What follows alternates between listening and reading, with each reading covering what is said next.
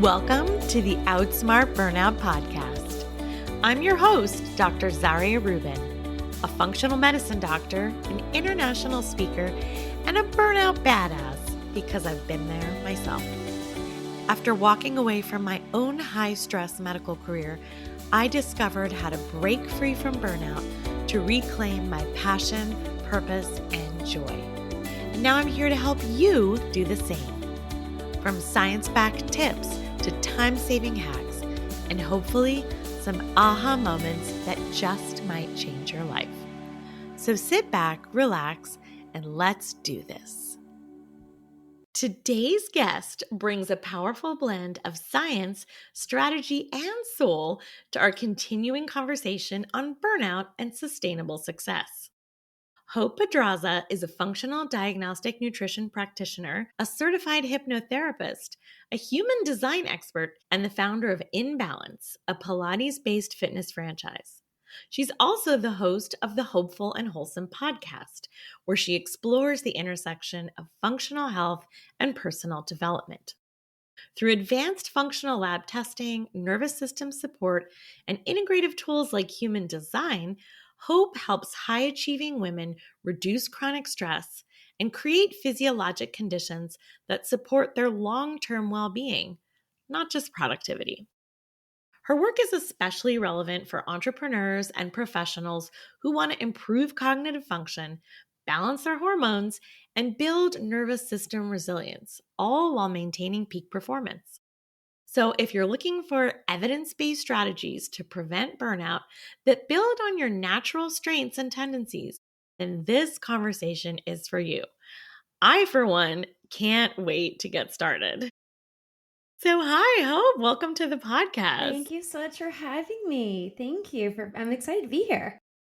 Yeah, so I'm super excited because you basically touch on all the things that are in my wheelhouse. So I'm a functional medicine practitioner. So I'm a huge fan of functional wellness and health and how that ties in to burnout on so many different levels. And then I'm a junkie for anything personality-based tests, whether it's Myers-Briggs or Enneagram, or I've recently gotten more intrigued by human design, but I don't know that much about it. Yeah. So I can't wait to dive into all of these different things, but let's back up a little bit and maybe tell us how you got started in this space and how you were gravitated towards burnout and functional nutrition. Yeah. So I think like with a lot of people, it's, my own journey kind of plays a part in where I am right now. I started my I'll back up. From the very beginning, I had my own health journey. I had gut issues as a kid. I was in and out of all the doctors, and I had half a dozen colonoscopies before I was probably 12 years old, and all for it to be the diagnosis of, oh, you have IBS, which is like, they don't know. They just want to tell me something. So we stopped bothering them. Right. So I kind of went on my own journey as I went into college and after college to kind of help myself heal from that. So that was kind of part of my journey, which really got me interested in nutrition and wellness and all of that. At the same time, I also had disordered eating behavior for many years, which of course played a part into my IBS. This is all related. So It's all related. Yeah, it's all related. Gut health and GI issues. Totally. And my daughter has chronic GI issues. She actually has IBD. Yeah. And it's so challenging to, first of all, get the diagnosis and then to figure out how do you balance all of these things out and how do you not go down the road of disordered eating? Yeah. That's probably a whole other podcast that we could do on that. A whole other conversation for sure. So yeah, there was a lot of healing involved in my own journey, in my gut healing, and then kind of my emotional relationship with food and myself and all that. So that played a part. But I started my Pilates studio this year. I celebrated 14 years. So I started that, and I wanted to create this space where you can get everything in one place. And so I started out, we had the movement and we had the mindfulness, and I wanted to have just basic nutrition. So I started out with just basic nutrition coaching. Most women were coming like, I want to drop 10 pounds or 15 pounds or whatever. And I was recognizing after working with woman after woman after woman, like these conversations I was having with them really need to be deeper conversations than just calories and macros. And so that kind of sent me down the path of going down the functional route and diving into becoming a functional practitioner and really wanting to get to the root cause. Like it's gut, it's hormones, it's inflammation, it's all the things. And yes, then you are speaking my language. Yeah. You know what I mean? It's And I think I wanted to help women to be able to take a deeper look at their own bodies, which also led me into bringing in all of the other kind of energetic and spiritual modalities that I incorporate as well, with my own healing journey, my own spiritual journey, and recognizing that as I dove in deeper with the women as a functional practitioner, like, oh, there's also these energetic things, right, that are causing these physical things to show up on the body. And so I am of the belief that everything physical happening has some sort of emotional, energetic root cause. And so I wanted to be able to actually, a holistic is such, for me, I hate using that word these days because it's such a like frou-frou word that has no meaning Yeah, it's almost so anymore. trendy and Yes, buzzword. Yeah, yes, yes. exactly. But if you look at holistically, like WHOLE, like the whole body, you really have to look at, we're looking at the physical body, yes, but there's the emotional body, the mental body, the spiritual body. So looking at it from the holistic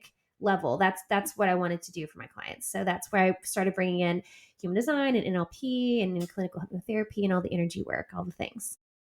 Amazing. So, for folks who maybe aren't that familiar with the concept of functional medicine, I explain it a lot in my work, and certainly functional nutrition, they may not be familiar with that concept. How does that differ from just regular old nutrition? Like you said, calories in, calories out, Yeah, macros, yeah, it goes deeper. So, totally. maybe share with us a little bit about what functional nutrition is Yeah, and how that can play a role in figuring out what's going on when someone is struggling with fatigue. yeah. Or is it burnout? Is it just exhaustion? Is it anemia? What's going on? Yeah.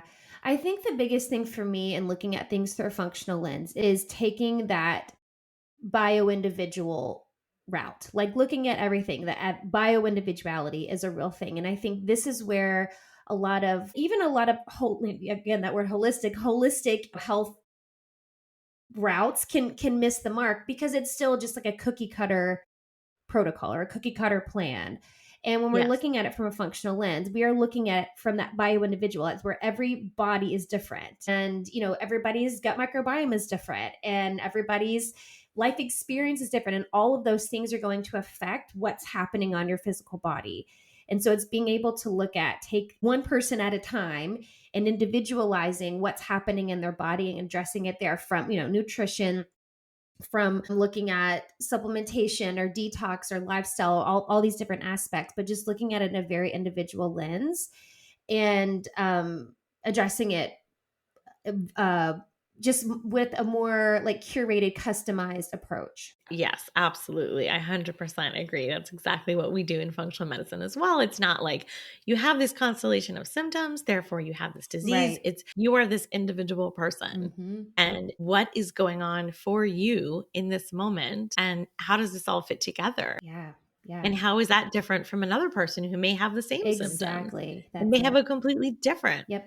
set of variables and Yeah. circumstances Yeah. that may lead to a different manifestation For of sure. something like GI issues or autoimmune disease. So, yeah, I'm completely on board with that. So, when you start to see people that come to you and they're struggling with burnout, I know that you work with a lot of high achieving women with burnout, just like I do.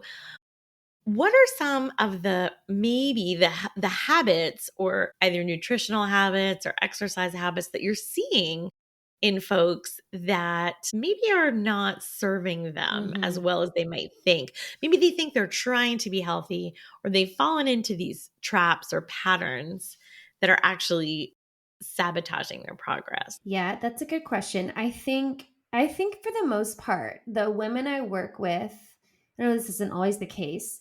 I think that's the most frustrating part for them is because they do feel like they're doing everything right. Like I'm eating healthy, I'm eating clean, I'm exercising, I'm doing all the things. So I think that is the most frustrating part.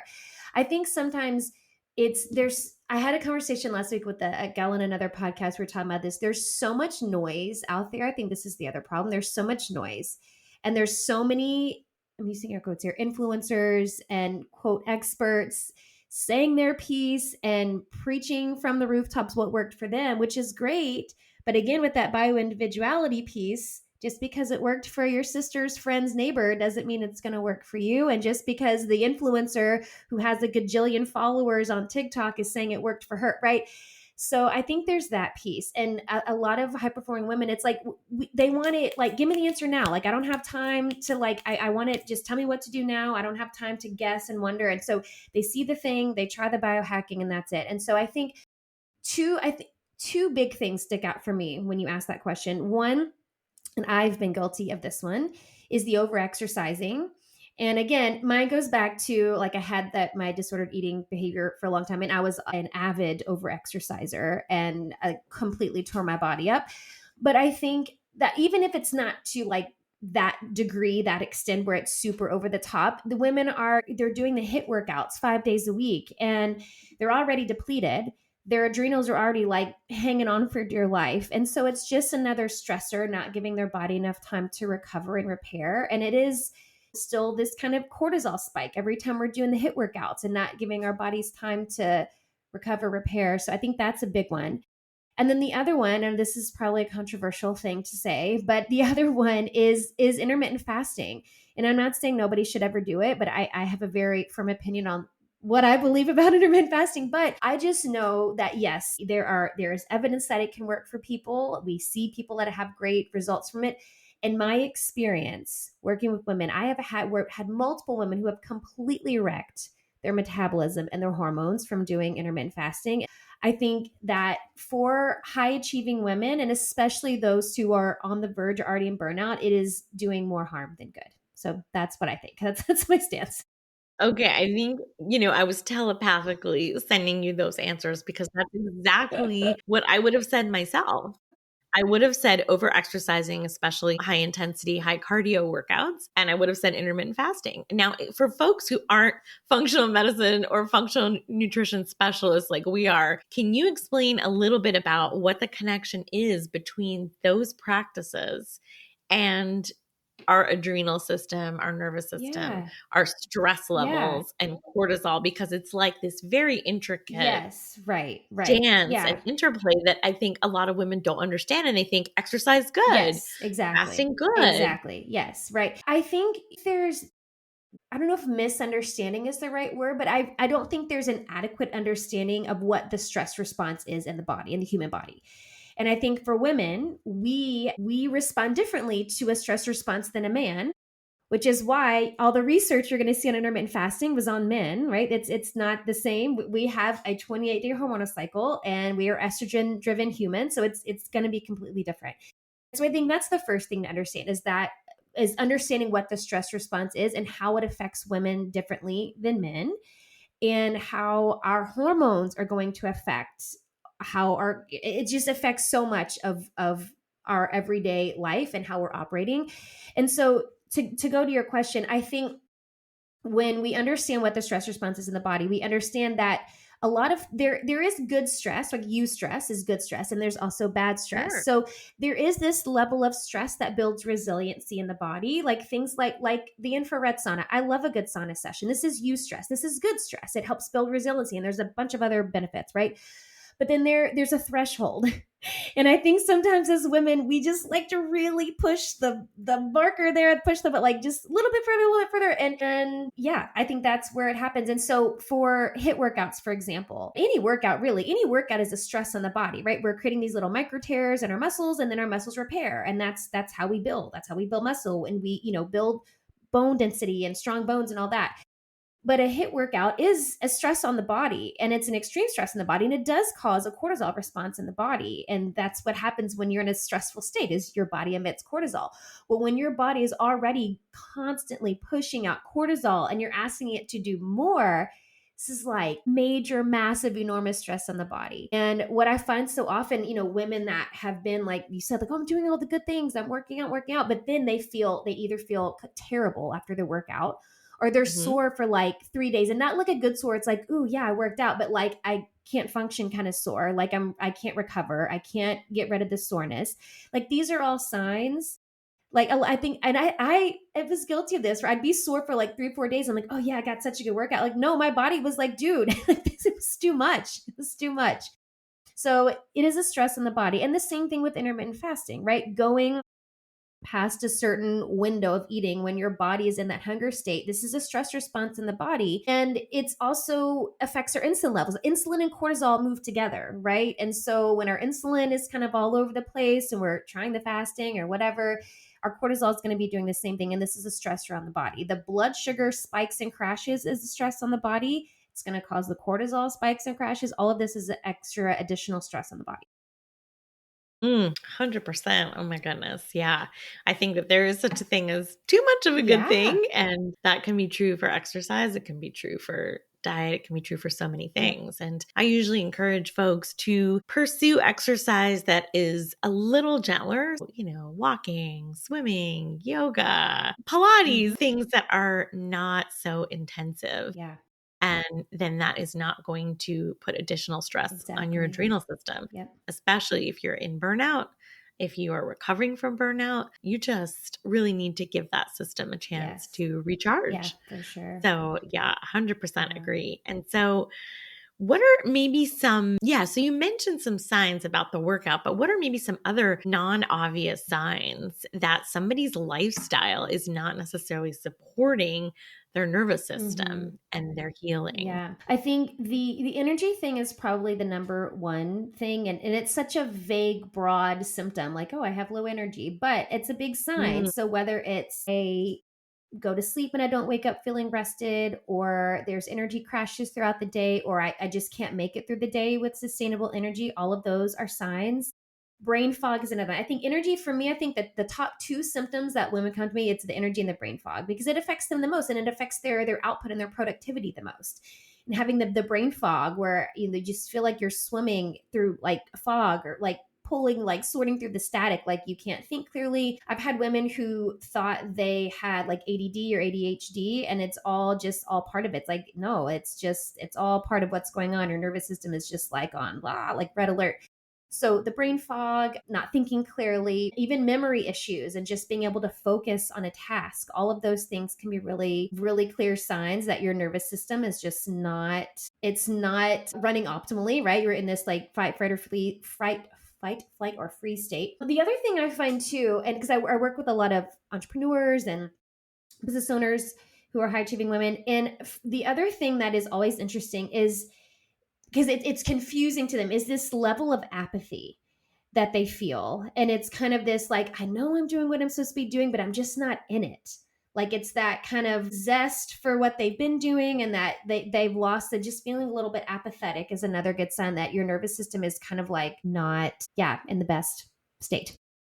Well, I'm so glad you mentioned that because that's a lesser known symptom of burnout. And we know the three core pillars of burnout as defined by the giants in the field, Christina Maslow and Herbert Freudenberger. It was exhaustion. And that can be beyond just sort of tiredness. And I think that that's something that we don't necessarily explore that much that, okay, you're tired. Well, what does that mean?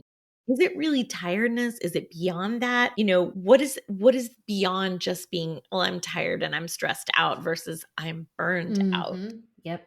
So that's something to touch on for Yes. sure. And then the second pillar being cynicism, which I think ties directly into the Yeah. apathy piece of I should be enjoying this or I should care about this, but I don't. Absolutely. And I just don't have the Yep. bandwidth. Yep. Exactly. And then the third being decreased productivity, which is what we're seeing. So that ties in so nicely. So how do women know when they are just maybe tired or stressed out versus it's taken a turn and it's gone on further down the road. It's Yeah. gone on longer. It's more severe. It's okay. I really need to do something about this other than just get a good night's Right. sleep or Right. take the Yeah. weekend Yeah. off. And Yeah, which is often the advice that many of my clients have gotten from doctors and other practitioners like, "Oh, we just need to work on your sleep." And it's just so much deeper than that. And I think, all the symptoms we were just talking about with the energy and the sleep, the productivity, the apathy, cynicism. I love that you brought that in.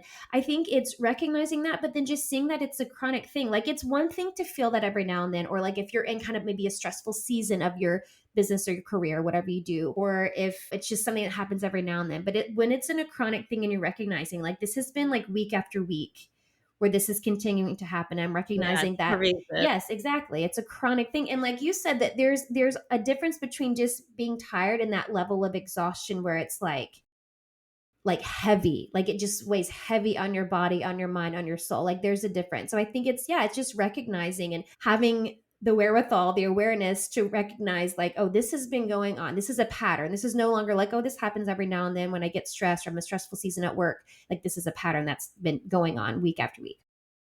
I think sometimes we women, we can maybe start rationalizing or justifying things and accepting things as, well, this is just my new normal, 100%. or, well, this is just what adulting Yeah, feels right. like. And I certainly did that in Totally. at various points in my life when I was extremely burnt out, that just, well, this is what motherhood is like, or this is what this very high stress job and being a physician is like. And it's can be very hard to break out of that and to really take a step back and say, "No, this is not okay. This has become my new Yep. normal, but I don't want to normalize it." Exactly. And that's it. And I think that's, our bodies are so good at adapting. It does become your, not normal, but it's like your new threshold. Like this is where I'm operating now. But meanwhile, under the surface, your body is screaming and just kind of waiting for that next shoe to drop, right? For the next symptom to show up, whatever.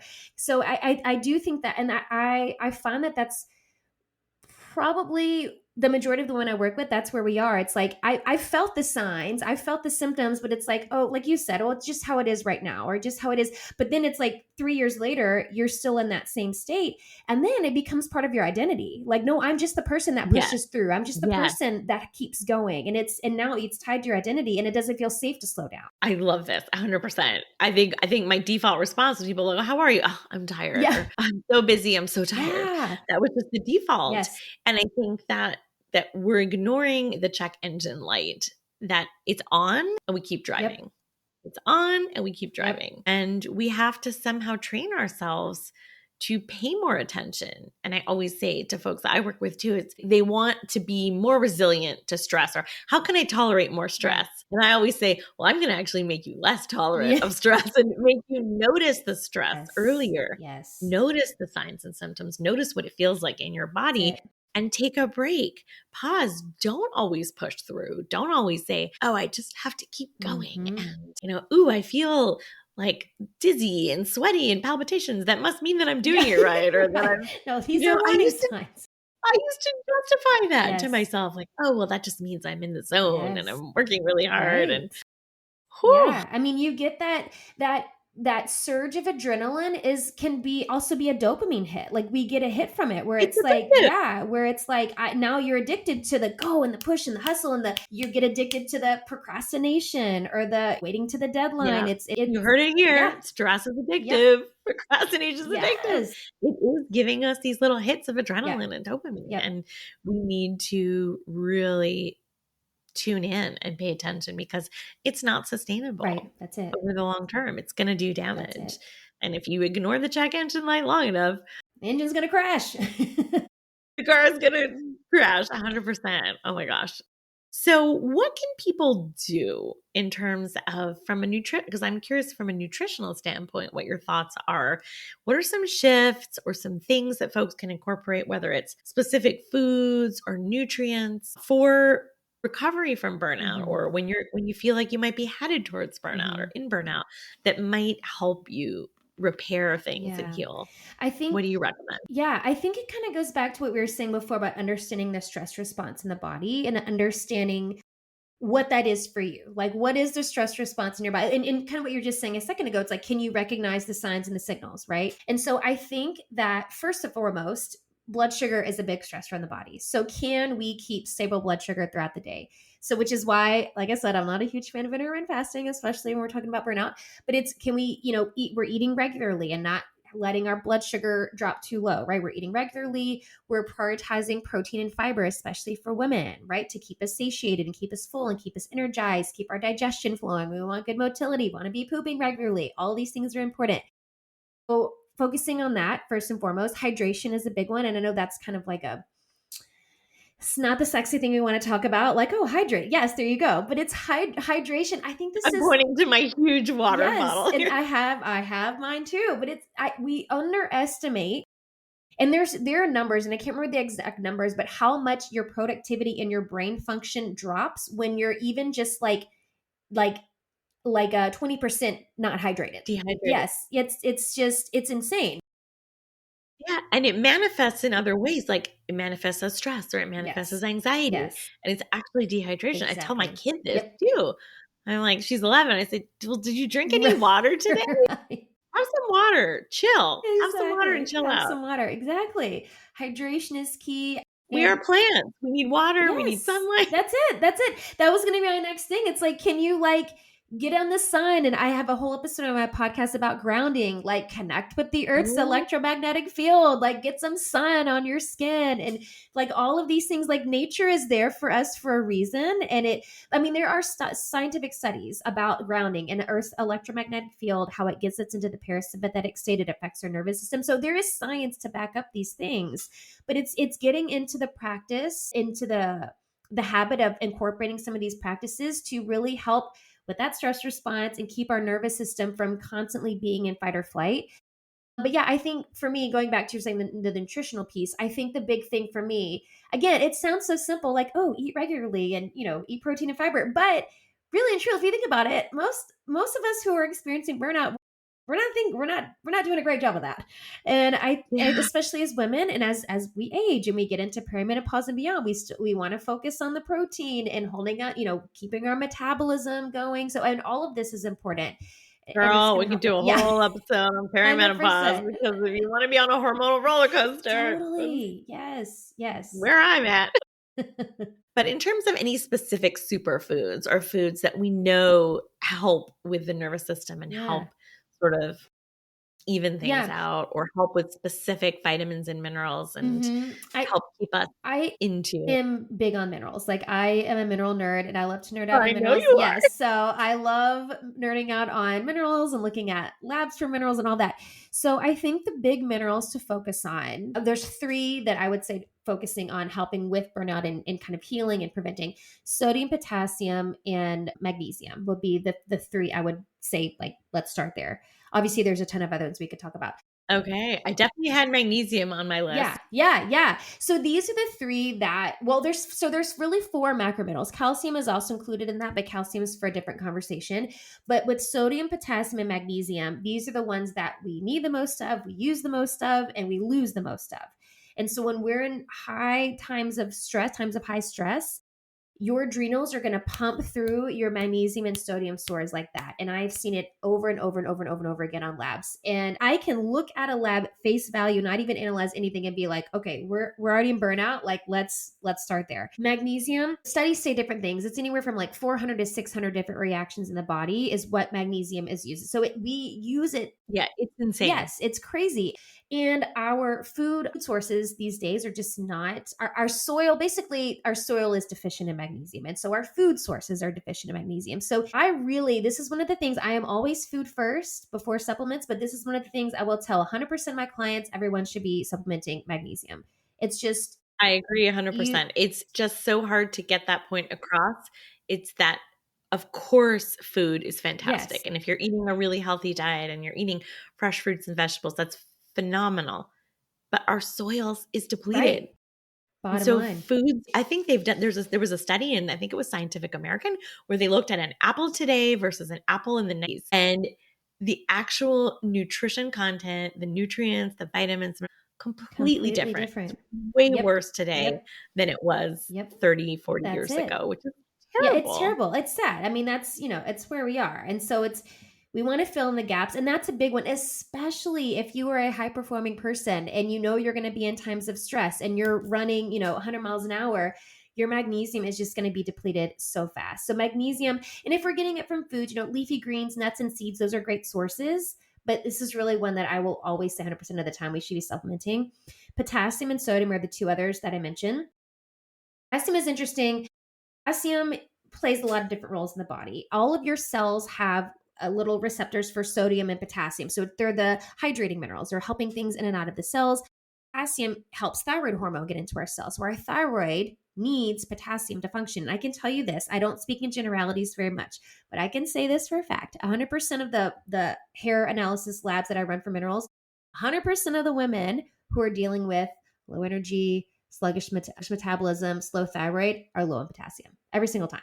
Every single time. And potassium is interesting. I think that the RDA, the recommended daily allowance, is like 4,800 milligrams, which is a lot. Like that's a lot. You can get it. A lot of bananas. Yeah, it's just a lot of bananas, a lot of things. So this is one of those where, especially if you're deficient, I will add, let's supplement that too. Because your body also kind of has a threshold with supplementation where you don't want to supplement 4,800 milligrams of it. We want to do food first. But bananas, avocados, coconut water, celery, like all of those are good sources of potassium. Really important for our thyroid, our energy, our metabolism, our cellular, like the electricity in your body, right? Sodium, potassium, these are electrolytes. Like your body there's electrical things going on in the body. So we need that for, proper nerve function and nerve signaling, all of that. And then sodium, I mentioned, your adrenals use a lot of sodium. And I know there's, a lot of, I have a whole podcast episode about this on my podcast where I get on my soapbox about sodium because I know a lot of people are scared of sodium, but your body needs sodium, bottom line. Well, I'm a big fan. Yeah. I'm a big fan of salt. Yes, same. And I have had so many clients, especially women who are like menopausal and postmenopausal from the generation of like, salt's going to make you have a heart attack and, all that. It's like high blood pressure and all That this. was like the margarine generation. Yeah, right, exactly. I had so many conversations with my mom. She's talking about this happening and these headaches and this. And I'm like, dude, you need sodium. Well, I don't want it. So it's that. I've had these conversations so much. But your body needs sodium. Your adrenals need sodium. And the problem isn't the sodium. The problem is where we're getting the sodium, right? We need good, high quality, unrefined sea salt that has 80 to 90 other trace minerals involved and not the table salt, the sodium chloride that's been stripped of all its nutritional value, right? There's a difference. So my pink Himalayan salt that I'm addicted to, good. Your Celtic sea salt. One of my client was like, "What about black lava something salt?" I'm like, "That sounds cool." So yeah, do that. Yes, I have some of that too. From the earth, like I'm a big fan of Redmond. It comes from the Great Salt Lake. Like wherever your salt comes from, we just want a good unrefined salt has not been stripped of all of its value. Those Malden flakes, the sea salt flakes. Yeah. That is like next level delicious. Yeah. We can get on. Oh yeah, all the salts. Yeah, don't get me started with the foodie side of things. We could do a whole other podcast. So, oh my gosh, there is so much to cover. I can't believe how long we've been talking and how much I still want to ask you because I want to shift gears a little bit. I think we've talked a lot about the nervous system and about nutrition and functional nutrition and how to support women who are struggling with chronic stress and burnout and things that help and things that don't help. But I'm really fascinated to do kind of a left turn and talk a little bit about human design in the time we have left. Now, for folks who are not familiar with human design, maybe you can give us a quick overview crash course into what it is, how it can be utilized in terms of figuring out what your type is, what your tendencies are, and how maybe certain types are predisposed to burnout or not, and what we can learn from human design and how we can use it to help us. For sure. I love this. And again, I could talk about this for hours. This is one of my favorite We might things have to talk about. back. I know. Yeah, I'm totally up for that. So human design, to give you kind of a brief explanation, human design is essentially your soul's energetic blueprint.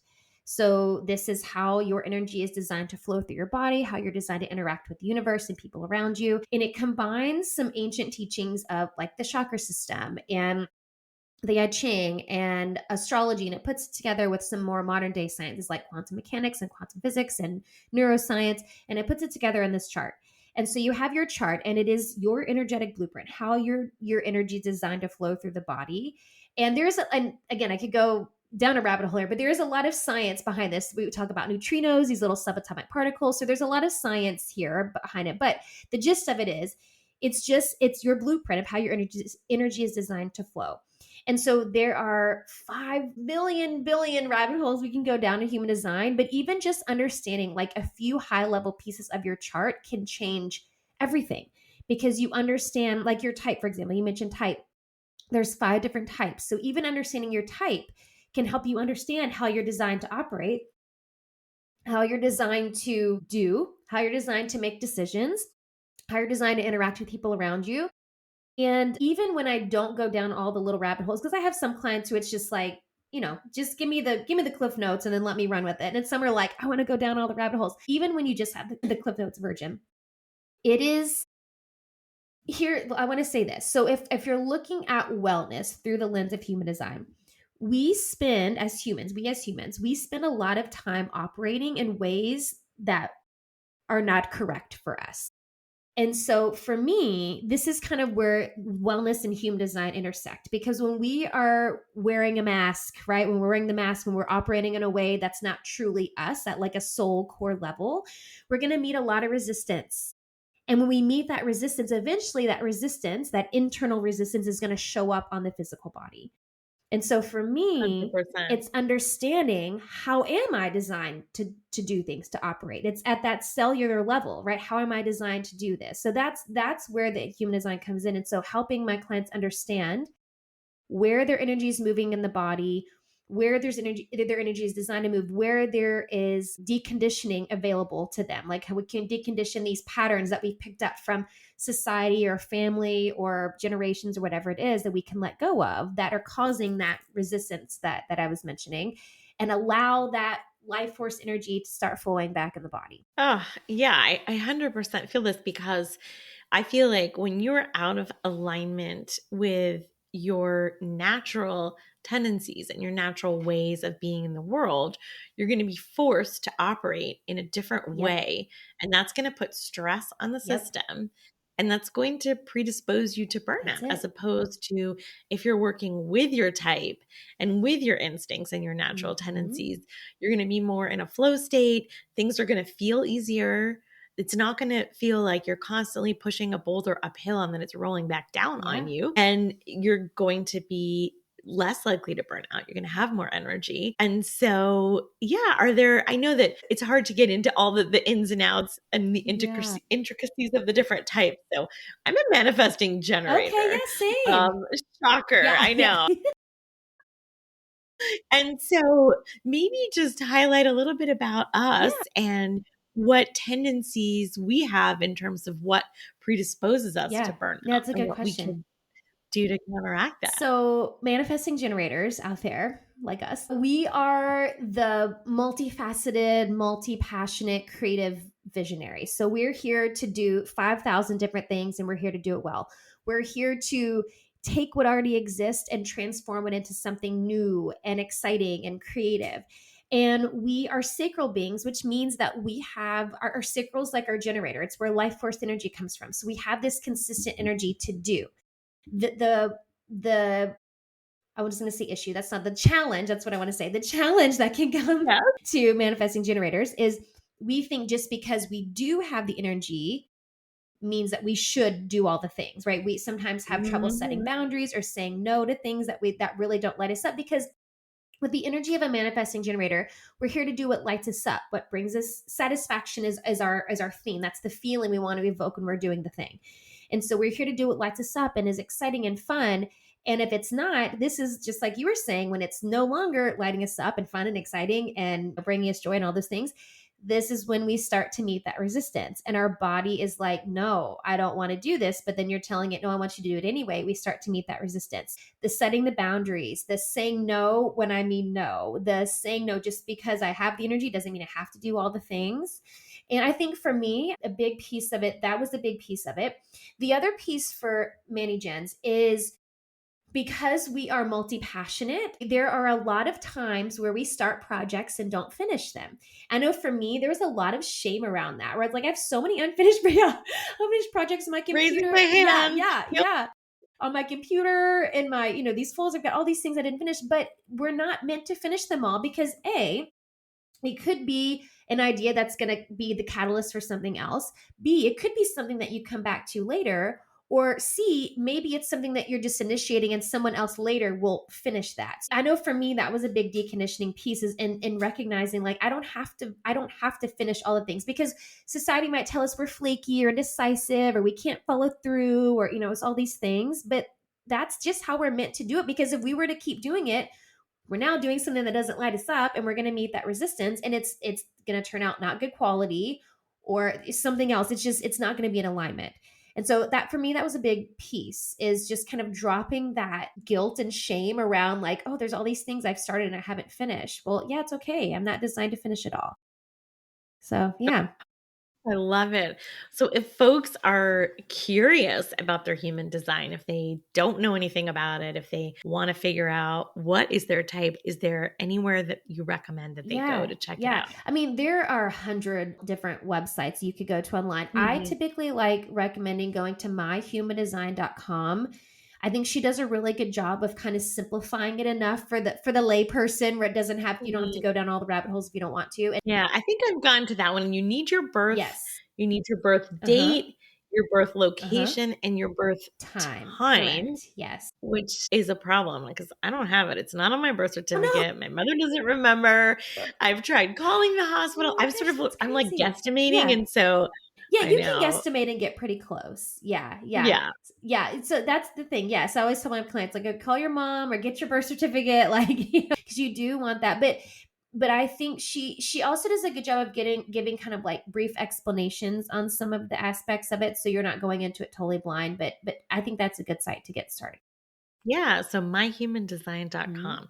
Okay, fantastic. I feel like we could do a whole other Oh yeah, episode on 100%. human design and burnout and Yes, what the tendencies, like the yes, for different each types type. and what their Mm-hmm. tendencies are, or how each type burns Mm-hmm. out Yep. potentially and how each type can recover. And I think for many gens, it's maybe like being forced to do the same thing over and over Yes. that is out of Alignment. alignment. Yep. And we're also, I guess, we're also responders. So like we need things to respond Yes. to.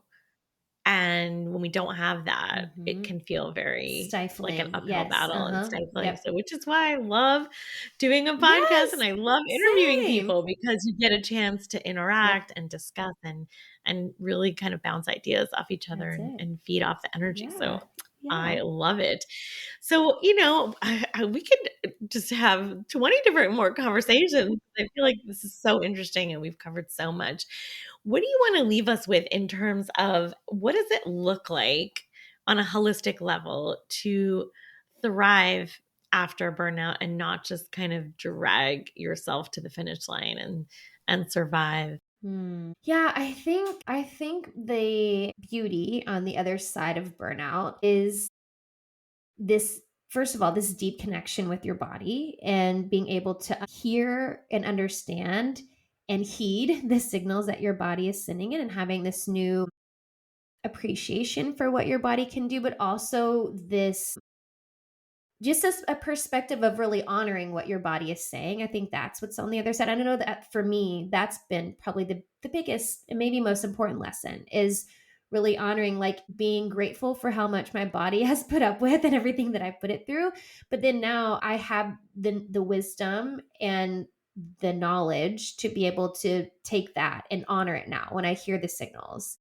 And I think it's also this, it's a deep connection with your intuition, right? I think that's the other thing. And being able to be like lean in, I work a lot with women, right? So it's leaning into that kind of feminine side, that feminine energy of Mhm. leaning into your intuition and knowing that if my body is saying something is off, then something is off. And Trust yourself, exactly. trust your Yes. Yeah. instinct. I think that's the big, yeah, the beauty on the other side of it. Oh my gosh, fantastic. So, if folks are wanting more of your wisdom and insights and they want to explore maybe a more personalized approach to performance optimization and burnout and alignment and all these things and nutrition and human design, where can they find you? Should they go to your website or Instagram Yeah. or both? Yeah. Either or. So my website is hopefulandwholesome.com. You can go there and check it out.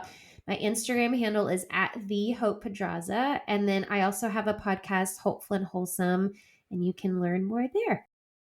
I'm excited. Yeah, I'm excited to be on your Yes, me podcast at too. some point. Yeah. Yeah. So this was so fantastic. So make sure to check out Hope and everything that she has to offer because I think it's really awesome the way you incorporate all of these different elements. And as always, if this episode spoke to you, don't forget to like it, subscribe, share it with someone who needs it, and leave us a review. It really does help the show reach more women who are ready to outsmart burnout. So until next time, don't forget, burnout isn't your destiny, it's your wake up call.